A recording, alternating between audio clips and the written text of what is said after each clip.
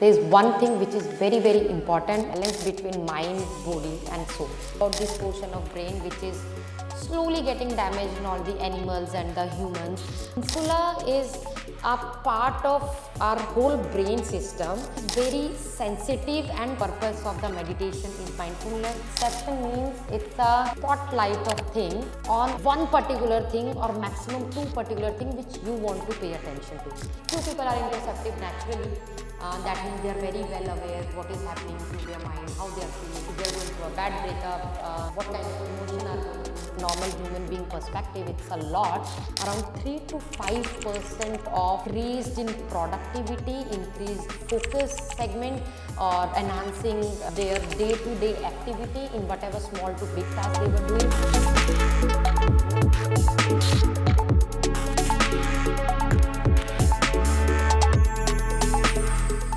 Hello and welcome everyone. Welcome to the very special episode of the AeroBay Podcast. This is your host and those founder and CEO AeroBay, Neha Chauhan, and welcome to our YouTube channel.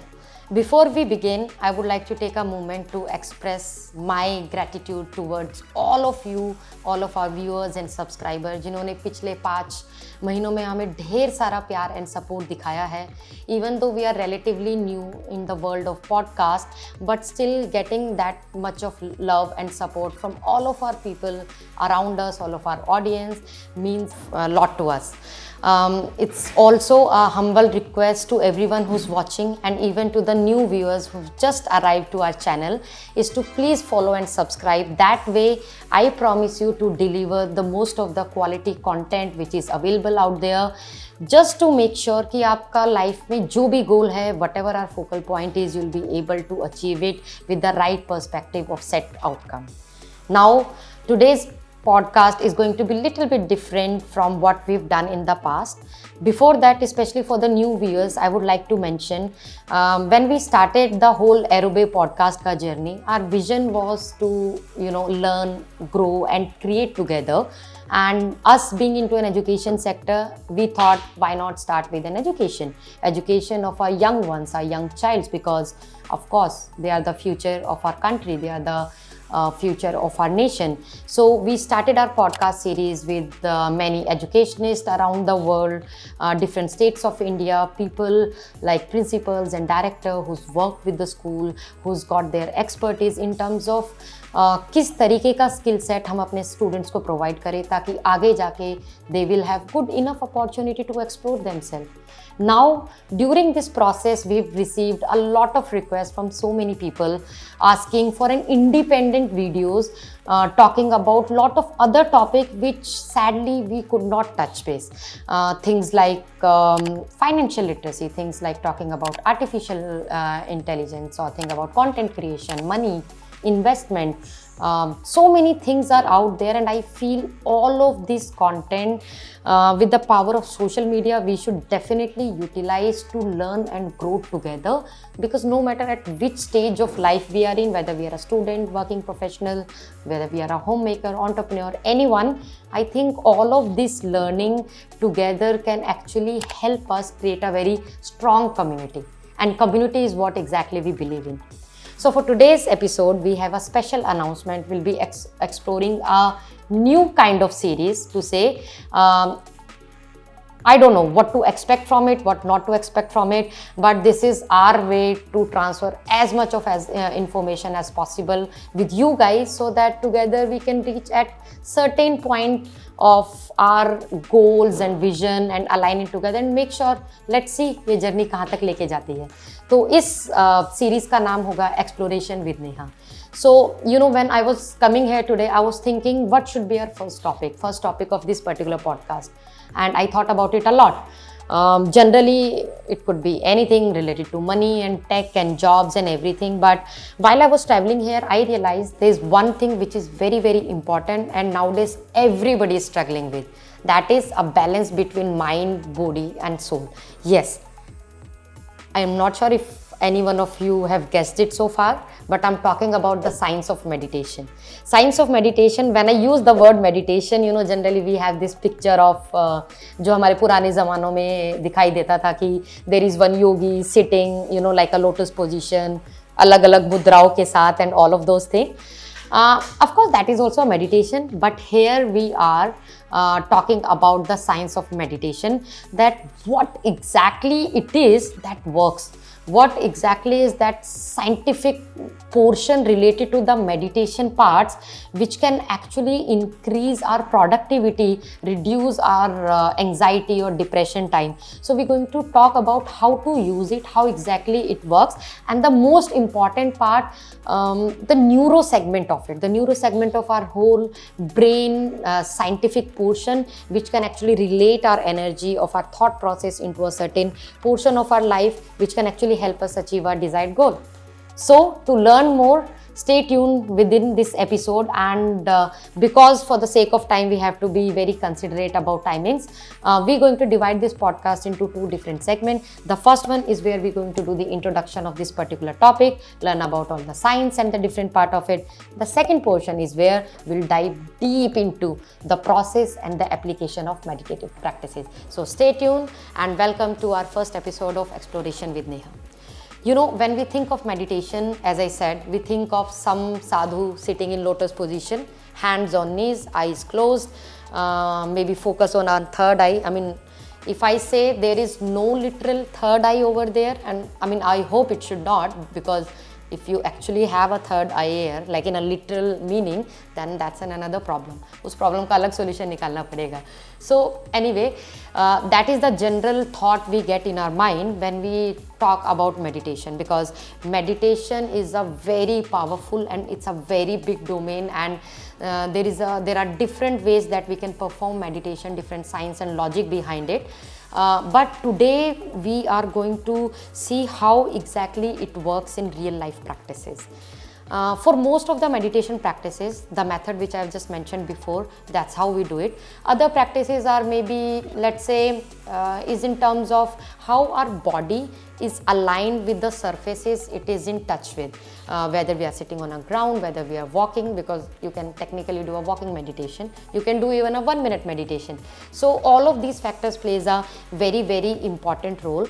So for the sake of time, we're going to be very specific about it, and we actually going to go very deep into the brain's ability to drastically change, let's say, our mood swings or our anxiety, the way we breathe, or the way we take good decisions or bad decisions, all of these things, or even our if we are someone who's not able to focus on something for a really long period of time, or let's say we are someone, जो आजकल हम सबकी problem है, we are feeling all the time lazy and sleepy and lethargic. How does these practices, I mean, as a matter of fact, let me tell you, you can be that customizable with the meditative, like you can customize the whole goal plan before you start the meditation process and actually achieve whatever you want. It just, we have to understand and learn the right way to do it. Now, some area of our brain gets activated during meditation process, some area of our brain gets shut. We just have to know when the whole process is happening, which process we can actually utilize to understand the most part of it. Let's go a step forward. As a matter of fact, we can even alter the whole meditative process according to our need. You know, we can alter it in a way so that meditation can give us knowledge in a way, power in a way that we can create a reality of with a purpose, meaningful purpose, which can actually give a big fulfillment in our life.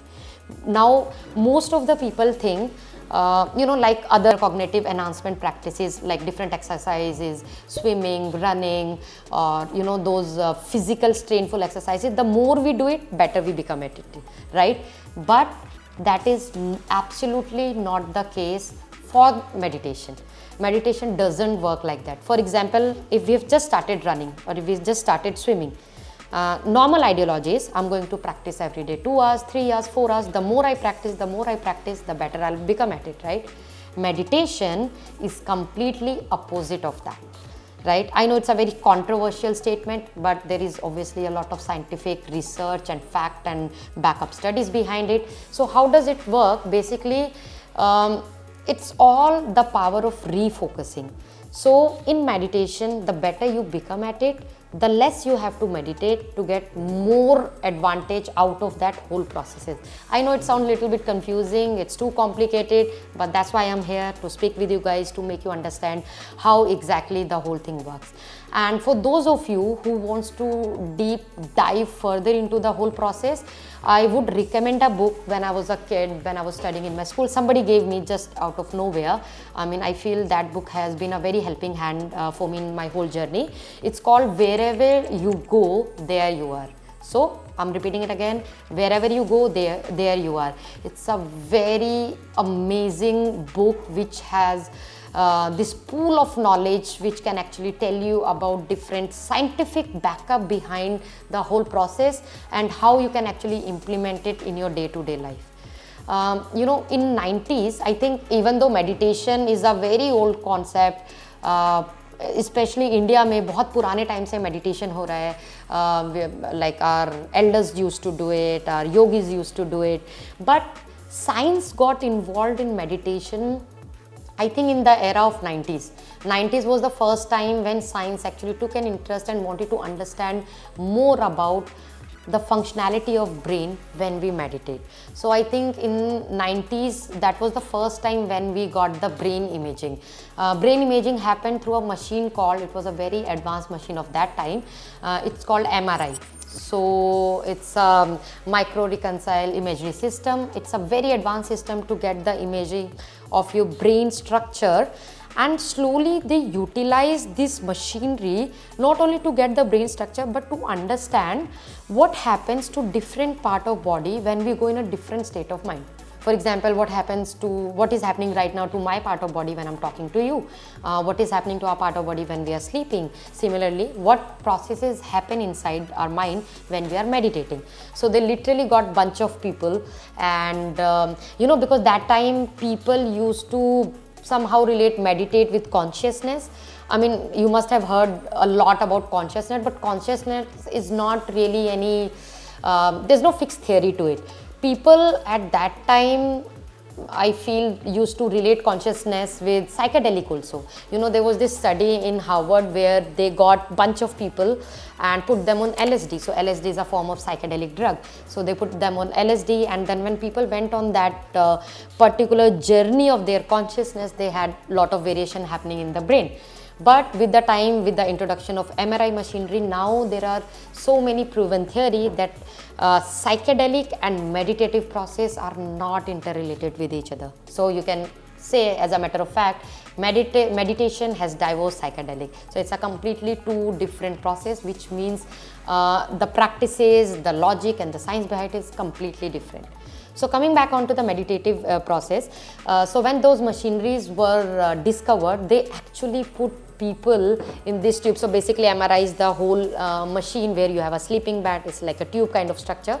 So they've literally put people in a meditative state and put inside this machinery, and believe me, the kind of results our doctors received during that time was mind-blowing. It was really astonishing, and even they even noticed a slight variation, but from a normal human being perspective, it's a lot, around 3 to 5% of increased in productivity, increased in focus segment, or enhancing their day-to-day activity in whatever small to big tasks they were doing, reducing anxiety. All of these brain function has individual job to perform, which was happening throughout the MRI process. So hence these scientific research backup processes helped us a lot to deep dive into the science part of the meditative segment. Now, large part of the technology company nowadays, for example, Facebook, Microsoft, Google, everybody is hiring the so-called meditator, because they've started believing, if you want to increase the productivity level of your employees, why don't you actually give them an hour of meditation in a day? which can help, which might not help, nobody knows, but still it's in practices, so we have to go and explore it. So according to me, if you ask me, we will be only be, and not only for the meditation purpose, we'll only be able to get benefit out of anything if we actually understand the logic behind it. Not just do it because everybody is doing it or because it's cool or it's very fashionable. It's just because to understand the perspective of it, to get the whole idea behind it. So what happens when we shut our eyes, right? When we shut our eyes, when we close everything around us, when our focus is the so-called third eye, there are lot many changes happen. For example, we stop focusing on things which is there on outside, even though our mind is wandering, but we call it a word called introception. Later in the podcast, I'll be introducing you to introception and extroception as well. But just to make it very simple, when we close our eyes, when we shut our eyes, and when we focus, we are just focusing on inward part of it, and we are not putting much focus on around the thing, around our body, in terms of what exactly is happening. Now, before I go into this introception and extroception part, let me take a deep dive into the neuroscience behind it, right? I promise I will not give you some random nomenclature of our certain part of brain which won't make any sense to you. I will only take the parts of brain and their names just to give you an understanding in terms of their direct correlation of their functioning in terms of our meditation process. You don't have to remember their names, you don't have to memorize any of those things, you just have to understand their functionality and how exactly they all are interlinked. So for example, this is our brain. Of course, this is our brain, so this is our complete brain. This is our forehead. Now there is a part of a brain, we call it prefrontal cortex. Yeah, it's called prefrontal cortex. So there's two prefrontal cortex. There's a left one and there is a right one. So there's a left prefrontal cortex, there's a right prefrontal cortex. For the sake of this subject, I'm talking about the left prefrontal cortex. Specifically, if I talk about left prefrontal cortex, in a scientific language, we call it dorsolateral prefrontal cortex. What is a dorsolateral prefrontal cortex? So it's a very simple word, even though it sounds very complicated. So dorso means upper, yeah. Lateral is side. Upper side behind the cortex. So whenever, from now onward, whenever I say dorsolateral prefrontal cortex, just understand I'm talking about the left side of the brain, which is just somewhere here, lying over here. It is a very, very powerful part of the brain. It is responsible for getting all the senses in and around us. From the lesion studies, we got to know about this portion of brain which is slowly getting damaged in all the animals and the humans. But if it's been activated, it has incredible ability to control your body senses, to control your emotion, to understand what is happening around you, to even take the right or wrong or whatever decision and be able to differentiate between them. So this left side of our brain, this prefrontal lateral cortex, when it gets activated, it gets signal from ACC. So ACC, most of you might have not heard about it. ACC is an anterior singular cortex, anterior with A. Yeah, so anterior singular cortex. So what does ACC do? ACC gets the information from our internal body organ. So ACC gets an information, let's say from our brain, from our lungs, from our gut. Let's say if we are having a pimple or something, so it means our gut health is very bad. So ACC is the part of our brain that is also somewhere in between. So ACC gets information from our internal organ and send it to the lateral frontal cortex, that is the left side of our brain, which is responsible for taking all the decision, understanding right and wrong, as I have mentioned earlier. So ACC transmit the complete neurofunction to the left side of our brain. Now where do ACC get this knowledge from? ACC so there is another brother of ACC, we call it, so it's a very, very important portion, important part of our brain, we call it insula, right? So insula is a part of our whole brain system which is very sensitive, and together it actually helps us understand what is happening. I'll give an example. For example, we are climbing a hill, right? Any high steep hill, or we are going for a hiking, our heart is racing very fast, right? We are breathing very fast. We know it is not normal, we are breathing very fast because we are hiking a mountain. But we might slow down, we might sit down for a bit, but we won't panic, because we know that this fast breathing for this particular circumstances is okay, right? Where do we getting this sense from? So that's where all of these three brothers, that is lateral frontal cortex, dorsolateral frontal cortex, ACC and insula, all of them are working and communicating together. It's a neurocommunication, but it's a communication. So they are communicating together, and they are telling me that, Neha, you are hiking up a mountain, your breath is very heavy, but it's okay, nothing to panic about, because it is normal according to this particular circumstance. Vice versa, if I'm not hiking a mountain, I'm just sitting here and I'm talking to you, and suddenly my heart started to race and I'm having abnormal breathing, or I'm having a heart attack, I'll know. Now in these circumstances, in this case scenario, this kind of breathing is not okay. So together, all of these three working together is giving us a sense of right and wrong, and actually it affects a functionality of brain and body in a exactly similar manner. It actually helps us about be aware about the situation in terms of what is happening in past, present and future, and actually be aligned with the whole process of this segment. So the people say, the major purpose of the meditation is mindfulness. Now if I say what is mindfulness, again there is no particular fixed definition to it. Mindfulness could be anything. It could literally be mean different thing to different people. But I think there is one definition which all of us could agree on is mindfulness is like being present in this moment. For example, you are talking to someone and you're having very important conversation, but at the back of your mind you're very hungry, you're thinking about something else. So it means you're not being mindful about that situation. It means you're still wandering, right? So all of these three together, when they're aligned, when we exercise on these three different parts of the brain, we can actually achieve mindfulness, which later can go into the process of meditation or achieving our goals and so far. Now let's to understand this fact more clearly, let's assume all of us are a scientist in a room and we are doing a case study, right? It's right now at this particular moment a case study on general practices which has been done so far. Like normally 75% of people think meditation is about sitting, closing eyes and all of those processes, right?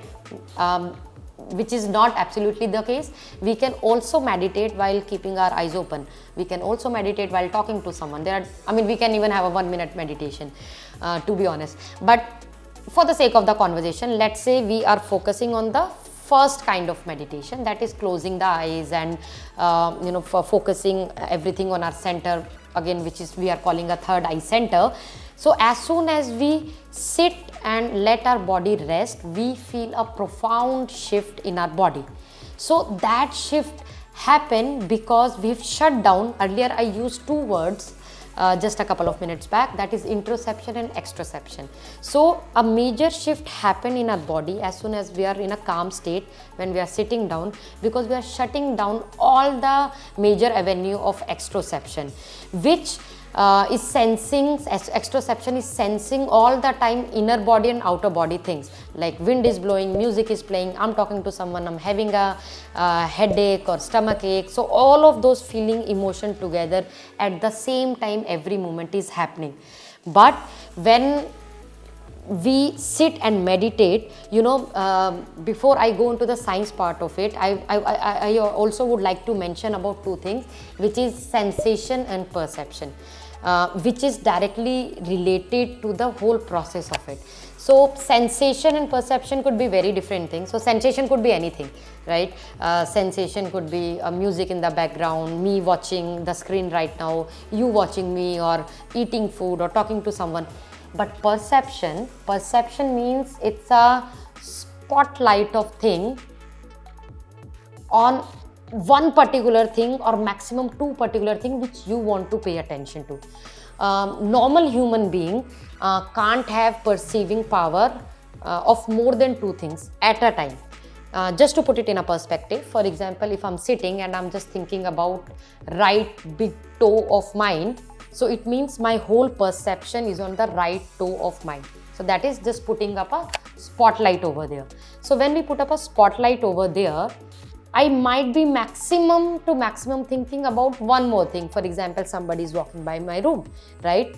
It's very, very difficult for a human to think about three perception at the same time. I mean, it could be achievable, but normally it can't be done for more than two kind of things. So when we sat down and when we go into that calm stage, we shut down the major avenue of this extroception, which is the vision, because vision plays a very, very big role. As soon as we shut down our eyes, our vision gets shut, we closed it, then we become very introspective. Introspective means like thinking just in and around our whole body and mind and the whole of this ecosystem. I could be just introspective where I'm just thinking about what is happening on my skin, or whether I'm feeling hot and cold, and just the internal part of it. Now few people are introspective naturally. That means they are very well aware what is happening to their mind, how they are feeling bad, if they are going through a bad breakup, what kind of emotion are going through. There's a pros and cons side of it. Some people are very extroceptive.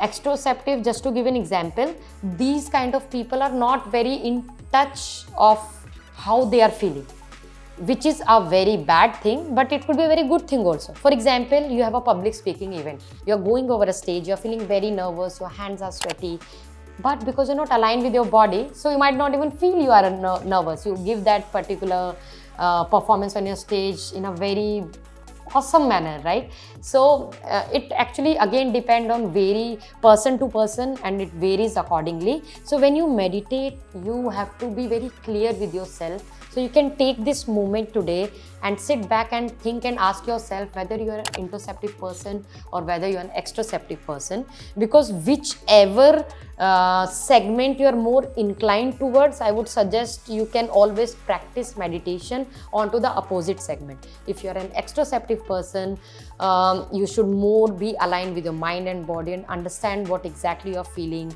how's your decisions are going, if you are feeling anxious, how exactly it is affecting your health. If you're more introspective and you're very less in contact with your surrounding, you can of course practice meditation toward in more extrospective manner. How do we do the extrospective manner meditation?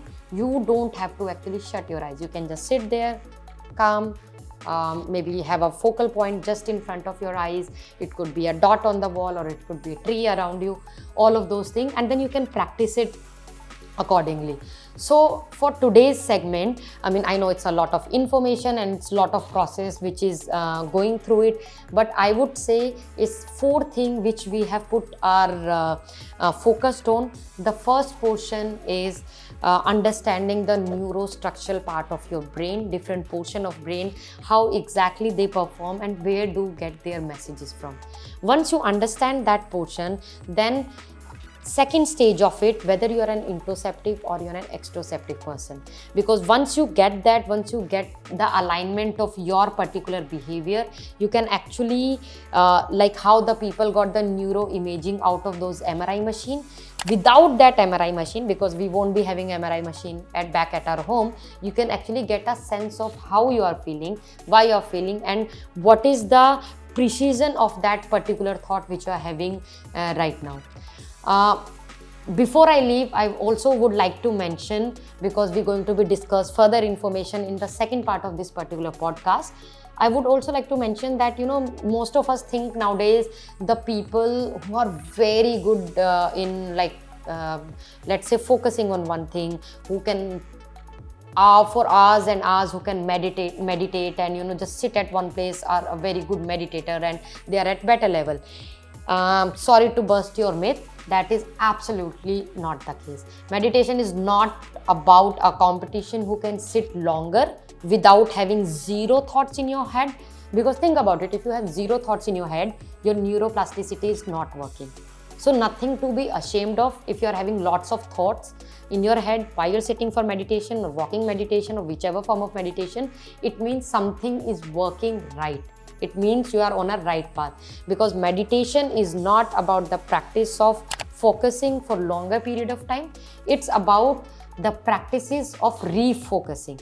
If every single minute when you're sitting on meditative practice and you have to yank yourself back again to the same environment, same room that you're sitting in meditating practice, it means every time you're doing it, every time you're going on one better stage at a time. So this myth is busted for now, that people who can sit longer for hours and hours on the meditation practice without thinking, without having zero thought, like completely null, is absolutely great practitioner. No, that's not the case. It's all about understanding the science behind it, refocusing back on your process, whichever way you are doing it, introspective or extrospective, and actually understanding the logic behind it and not just doing it because everybody is doing it.